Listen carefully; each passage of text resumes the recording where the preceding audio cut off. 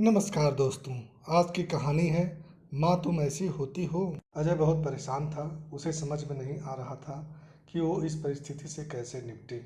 वो अपने माँ को बहुत चाहता था, किंतु उसकी पत्नी और बच्चे उसकी माँ से बहुत दूर भागते थे, क्योंकि उसकी माँ की एक आंख नहीं थी, साथ ही उसकी कमर भी झुकी हुई थी।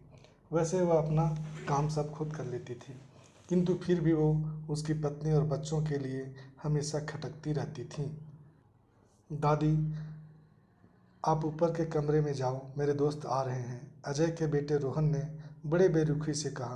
पर बेटा, मैं तो यहाँ बहुत दूर बैठी हूँ, अजय की माँ ने बहुत प्यार से कहा। नहीं, आप उनके सामने मत रहो, वो मुझे चिढ़ाते हैं, रोहन ने जोर से डांटते हुए कहा। क्या हुआ रोहन, क्यों चिल्ला रहे हो? अजय की पत्नी रुचि ने किचन से ही आवाज़ लगाई। देखो न माँ, ये दादी यहीं ड्राइंग रूम में बैठी हैं और मेरे दोस्त आ रहे हैं, रोहन ने शिकायत भरी लहजे में कहा। माँ जी, आप ऊपर चली जाओ, क्यों हम लोगों को लजवाती हो? रुचि ने बेटे का पक्ष लेते हुए कहा। बेचारी रुक्मिनी चुपचाप उठकर ऊपर चली जाने लगी। कमर झुकी होने के कारण उन्हें ऊपर चढ़ने में बहुत परेशानी हो रही थी, किंतु वो पूरी ताकत से ऊपर के एक अकेले कोने वाले कमरे में जाकर बैठ गई। अजय बगल के कमरे से सब सुन रहा था। उसे कष्ट हो रहा था कि उसकी माँ को अपमानित होना पड़ रहा है, किंतु वो असहाय था। अगर वो कुछ कहता है तो पत्नी और बच्चे उसका विरोध करने लगते थे। अजय एक प्रशासनिक अधिकारी था। उसका सामाजिक स्तर बहुत ऊंचा था। उसकी ससुराल भी एक उच्च घराने में थी। वह चुपचाप इस तरह हर दिन अपनी माँ को अपमानित होते देखता रहता था। रात को अजय की पत्नी ने कहा, देखो जी, अब कुछ करो। कल कलेक्टर साहब की पत्नी आई थी। माँ जी अपनी देसी धुन धारा में उनसे मिली। मुझे बहुत शर्म आ रही थी, बताते हुए कि ये मेरी सास है। मैंने कह दिया कि दूर की रिश्तेदार है, इलाज कराने आई है। अजय को रोना आ गया, किंतु फिर भी वो चुपचाप रहा। उसे समझ में नहीं आ रहा था कि वो क्या करे। अपने बेटे की मना स्थिति को रुक्मिणी अच्छी तरह जानती थी और बेटे को कोई कष्ट न हो, इसलिए वह हर बात को चुपचाप सह लेती थी। अजय बहुत उदास रहने लगा।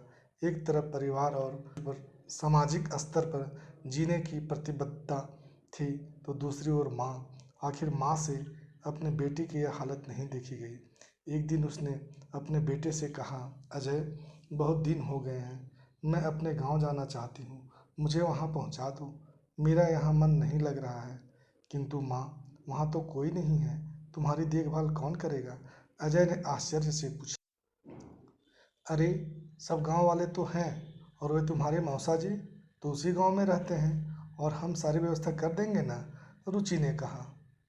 हाँ बेटा, बहू सही कह रही है, रुक्मिणी ने लंबी सांसें लेते हुए कहा। अजय जानता था कि गांव में माँ की देखभाल करने वाला कोई नहीं है, लेकिन अपनी पत्नी की जिद के कारण वह अपनी माँ को गांव छोड़ने पर विवश हो गया। माँ को गांव छोड़कर आते वक्त उसे रोना आ रहा था तथा अपनी बेबसी पर गुस्सा भी आ रहा था, किंतु परिवार, पत्नी और समाज ने उनके इन मनोभावों को दबा दिया और वो सुकून सा महसूस करने लगा। कुछ दिनों के बाद उसके चाचा, जो इंग्लैंड में रहते थे, आने वाले थे। जब अजय बहुत छोटा था तो उसके पिता जब जीवित थे तब वो भारत आए थे, और उसके बाद वो अब भारत आने वाले थे। पूरा परिवार और आस पड़ोस बहुत उत्साहित था। इंग्लैंड से अजय के वैज्ञानिक चाचा आ रहे थे। चाचा रामदयाल ने जैसे ही घर में कदम रखा, सबने मिलकर बहुत उत्साह से उनका स्वागत किया। क्यों अजय, भाभी नहीं दिख रही है, कहाँ है? रामदयाल ने उत्साहपूर्वक पूछा। जी, वो गांव में रहती हैं, यहाँ उनका मन नहीं लगा, रुचि ने तपाक से उत्तर दिया। रामदयाल ने अजय की ओर देखा तो उसने अपनी आंखें झुका ली। रामदयाल सब समझ गए। बोले, कल हम लोग भाभी से मिलने गांव चलेंगे। दूसरे दिन सभी लोग गांव के घर में पहुंचे। देखा कि रुक्मिणी को बहुत तेज बुखार है और वो पलंग पर असहाय पड़ी हैं। रामदयाल दौड़कर रुक्मिणी के पास गए, उनके पैर छूकर रोने लगे। रुक्मिणी की ये हालत उनकी कल्पना से परे थी। वाह बेटा अजय, तूने तो नाम उजागर कर दिया। अपनी माँ की ये हालत देखकर तुम्हें तो शर्म भी नहीं आ रही होगी। चाचा रामदयाल ने अजय को लगभग डांटते हुए कहा। नहीं देवर जी, अजय का कोई दोष नहीं है, मैं खुद गांव आई थी। रुक्मिणी ने अपने बेटे का बचाव किया। मुझे सब पता चल गया भाभी, आप चुप रहो। क्यों बहू, तुम्हें अपने सास की कुरूपता पसंद नहीं है? समाज में तुम्हें नीचा देखना पड़ता है? रामदयाल ने रुचि की ओर व्यंग से देखा। रुचि निरुत्तर हो गई। अजय को देखने लगी। आज तुम जिस सामाजिक स्तर पर हो वो इन्हीं की संघर्षों की देन है। और अजय बेटा, तुम्हें शायद मालूम न हो कि बचपन में जब तुम 2 साल के थे तब छत के नीचे गिरने के कारण तुम्हारी एक आंख फूट गई थी और तुम्हारे रीढ़ की हड्डी में भी समस्या थी। तब तुम्हारी इस कुरूप माँ ने अपनी एक आंख और अपना बोन मेरो तुम्हें देकर इतना सुंदर स्वरूप दिया था। रुचि बेटा, इतने सालों तक संघर्ष करने वाले बेटे को प्रशासनिक अधिकारी बनाने वाली इस संघर्षशील औरत की तुम लोगों ने यह दशा कर दी। तुम्हें ईश्वर कभी माफ नहीं करेगा। रामदयाल की आंखों से अश्रु जलधारा बह रही थी। अब भाभी, आप मेरे साथ इंग्लैंड जाएंगी, यहाँ इन स्वार्थी लोगों के बीच नहीं रहेंगी। रामदयाल ने रुक्मिणी से कहा। अजय को काटो तो खून नहीं था। रामदयाल जो उसके चाचा थे, उन्होंने जो राज बताए उसके बाद तो यही लगा रहा था कि उससे ज़्यादा पापी इंसान इस दुनिया में कोई और है ही नहीं। वह दौड़कर माँ के कदमों में लिपट गया। माँ, मेरा अपराध अक्षम्य है। मैं जानबूझकर चुप्पी साधे रहा, आपका अपमान करवाता रहा। अब सिर्फ आप ही इस घर में मेरे साथ रहेंगे और कोई नहीं। अजय ने आग्नेय दृष्टि से अपनी पत्नी और बच्चों को देखा।